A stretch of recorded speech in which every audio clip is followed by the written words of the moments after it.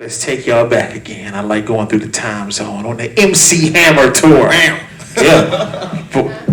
You know what? Let me say something. What's crazy about Hammer, right? Is that Hammer used to get dogged a lot, and it's funny because when Hammer blew up, you know, he was selling millions of records and everything. And for one, we give respect and love to Hammer because if it wasn't for Hammer, we wouldn't be going to half the places that we were able to go. He took us to That's right. He took Wyoming. He took us to Wisconsin and Kalamazoo and Montana and all those other states that people don't really talk about, but because he was so popular, no, seriously, but because he was so popular, we were able to go to those places, thus helping our career springboard into something bigger. So props and love to MC Hammer. But anyway, a lot of the things that he did that he was getting dogged for, commercials, endorsements, you know, that wasn't hip hop. You know what I'm saying? That wasn't, you know, that he's selling out, this and that, and the third. Ain't it funny that a lot of these hip hop cats are doing the very thing that he was doing like 15 years ago, that he was getting dogged for, like,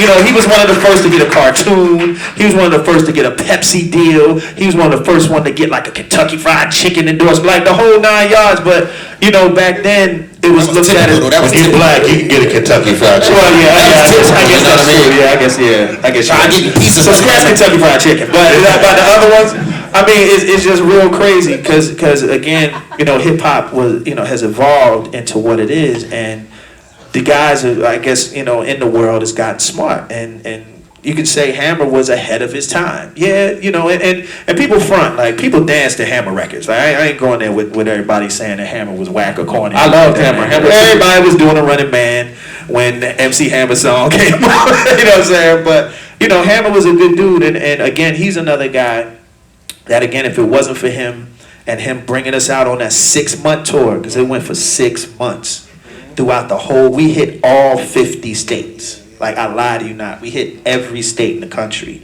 And if it wasn't for that and seeing his work ethic and seeing how hard he worked, whether the arenas were packed or whether they weren't, he still went out and gave a 100% awesome show, and that stuck in our heads. So when we went off and did our thing, even now, you know, we still were around the right people to build in us that work ethic that we still tend to, you know, utilize today. Oh yeah, that's great. So on that Hammer tour, we got to talk about the R&B beef. You talking about Boyz the Man and Jodeci. Actually, you know what? You thought you was getting away up. That honestly, it wasn't really a beef. It was like, I think back in the day, it was more so just like friendly competition. You know what I'm saying? I mean, we were who we were. We knew we couldn't be them.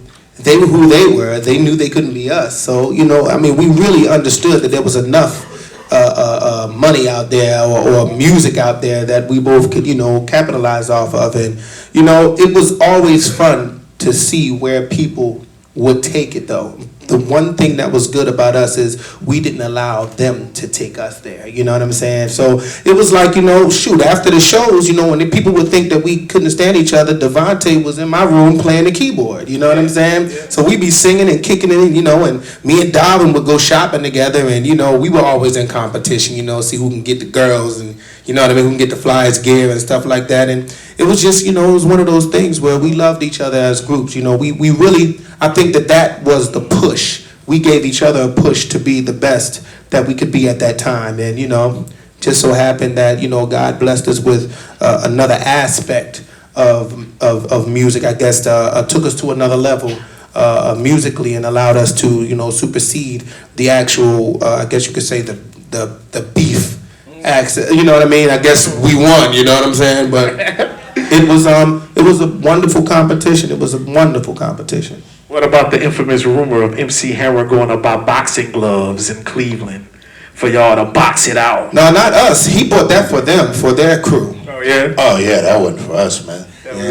That's for Jodeci beefing amongst each other? No, that was for the Hammer crew. Oh, there was so many people out there, man. It was like a work release program, man. I'm telling you. It was. Am I lying? I mean, it was people that was gangster, like thugs on the road. Hammer tried to bring the whole city of Oakland on tour, man. He had half of it. So rather than for them to kill each other, you know, he went and bought boxing gloves and they would fight. And, that's right. You know, it was cool. It was funny. I like you guys because you guys are very selective on who y'all do records with. Y'all just don't jump on a record just to jump on a record. Greatest record I heard y'all was with Mariah Carey, and I love that LL Cool J Hey Lover, man. Let's talk about the Mariah Carey. How was it like to work with a songbird like that? Wow, I mean, you know, Mariah is a incredible vocalist. You know, she's one of the greats to me. You know what I mean? And anybody that can be put in the same category as a Whitney Houston is considered a good vocalist. And I mean, she's one of the ones that, you know, people, you know, will always love. She always picks the right songs. She always picks the right producers to work with. And I mean, I don't always agree with the songs that she picks because we know that she sings way better than what she's singing on these records. But of course, for the consumer today, she had to dumb it down some and not do as much, you know what I mean, so that people can understand it and things like that. And I mean, I think that it's working for her. I don't think that it could work for us, you know what I mean. But to a certain extent, man, I think that Mariah Carey is going to be around for a very long time. You know, she's a classic act. You know what I mean. How was it working with LL, Ladies Love, Cool James?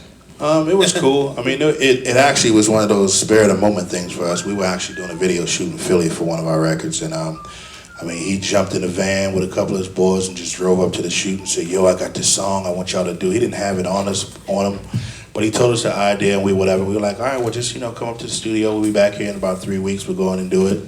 So he showed up. He went in the studio. He sang the hook. We sang it for him, and it was a wrap. I mean, I thought it was one of those things that we've always enjoyed doing. We love working with artists in the industry, and we like being open to creative things. And it was just one of those spare of the moment things that we just decided to do, and it did well.